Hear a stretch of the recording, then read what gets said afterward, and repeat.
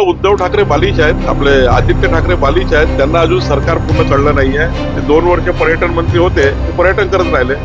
त्यांना अजून सरकारमधला मूळ गाभा कळला नाहीये.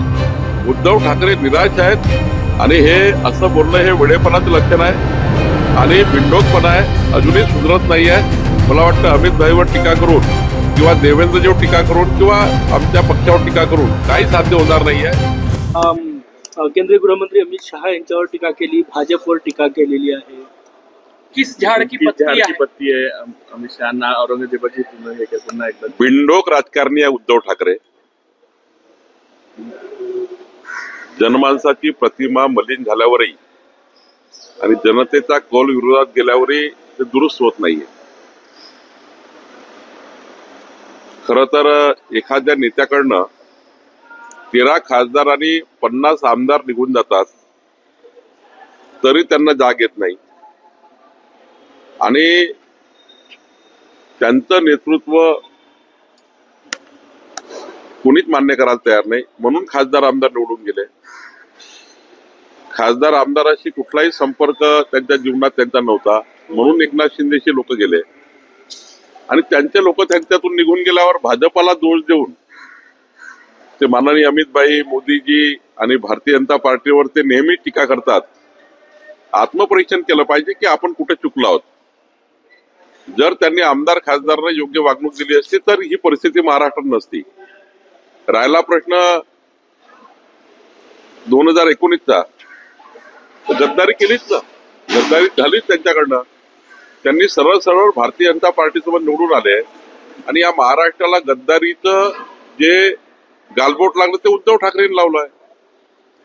त्यांनी त्या ठिकाणी सुरुवात केली गद्दारीची. त्यांनी जर तेव्हाच भाजपाची गद्दारी केली नसती तर या महाराष्ट्राचं वेगळं चित्र असतं.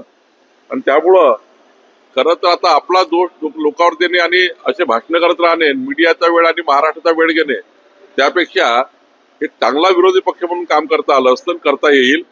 उद्धव ठाकरे निराश आहेत आणि हे असं बोलणं हे वेडेपणाचं लक्षण आहे आणि बिंडोकपणा आहे. अजूनही सुधरत नाहीये. मला वाटतं अमित भाईवर टीका करून किंवा देवेंद्रजीवर टीका करून किंवा आमच्या पक्षावर टीका करून काही साध्य होणार नाहीये. जी आज परिस्थिती आहे त्यापेक्षाही वाईट परिस्थिती होईल आणि आमच्याजवळ अजून त्या ठिकाणी जनमत वाढेल आणि उद्धव ठाकरेंचं जनमत हे रोज कमी होईल.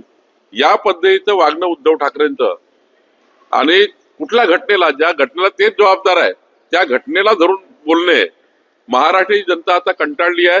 महाराष्ट्राची जनता उद्धव ठाकरेंच्या बोलण्याला कंटाळली आहे. आता महाराष्ट्राच्या जनतेला विकासाकडे नेण्याचं राज्य आहे आणि माननीय आमचे मोदीजी आणि आमचे देवेंद्रजी डबल इंजिन सरकार महाराष्ट्राच्या विकासाकरता काम करणार आहे. उद्धव ठाकरेंनी अजूनही त्या मानसिकतेतून बाहेर निघावं, बिंडोकपणातून बाहेर निघावं आणि महाराष्ट्राच्या विकासाकरता 4 गोष्टी चांगल्या कराव्या, जेणेकरून काहीतरी पक्षाला पाठबळ मिळेल, काहीतरी बाबी मिळेल.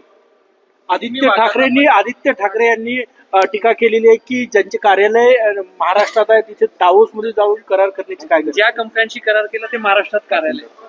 असं आहे की इंटरनॅशनल कॉन्फरन्स आहे.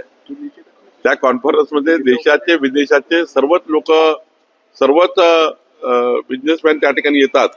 मग देशातला करार राहो किंवा विदेशातला करार राहो, तो त्या ठिकाणी एकाच प्लॅटफॉर्म होत असतो, एकाच ठिकाणी होत असतात. त्यामुळे उद्धव ठाकरे बालिश आहेत, आपले आदित्य ठाकरे बालिश आहेत. त्यांना अजून सरकार पूर्ण कळलं नाहीये. ते 2 वर्ष पर्यटन मंत्री होते, ते पर्यटन करत राहिले. त्यांना अजून सरकारमधला मूळ गाभा कळला नाहीये. आणि देवेंद्रजींचं त्यांनी अभिनंदन करायला पाहिजे होतं की 17.75 लाख कोटी रुपये 17.75 लाख कोटी रुपये या महाराष्ट्राच्या पुढच्या गुंतवणुकीत त्यांनी आणलेले आहे. देशभर कौतुक होत आहे, महाराष्ट्रभर कौतुक होत आहे. पण आता हे बिघडलेल्या मानसिकतेमध्ये जे कार्टे आहेत ते काही सुधरत नाहीये. मला असं वाटतं 5 लाख कोटी विदर्भात इन्व्हेस्ट होतोय, गडचिरोलीमध्ये 3 लाख कोटींचं इन्व्हेस्टमेंट येत आहे. विदर्भ बदलत आहे, औद्योगिक बदलणारच आहे. हा महाराष्ट्र थांबणार नाही.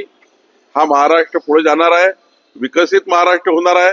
माननीय देवेंद्रजींच्या नेतृत्वामध्ये 14 ते 19 आणि आता हे दोन्ही सरकार ज्या पद्धतीने चालले, मधात एकनाथ शिंदे सरकार, या महाराष्ट्राच्या विकासाकरता हे सरकार आहे.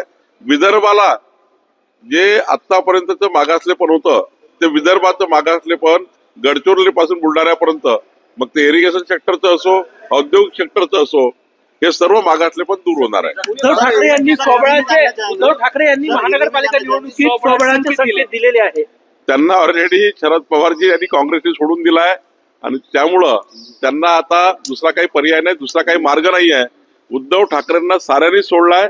एक दिवस असा येईल की उद्धव ठाकरे हम दो हमारे दो एवढेच राहतील. शेतकरी कर्जमाफीला विरोध. महाराष्ट्रातील ताज्या बातम्यांसाठी बघत रहा टाइम्स टुडे टीव्ही. सोबतच शेअर करा, सबस्क्राईब करा आणि बेल आयकॉन प्रेस करा.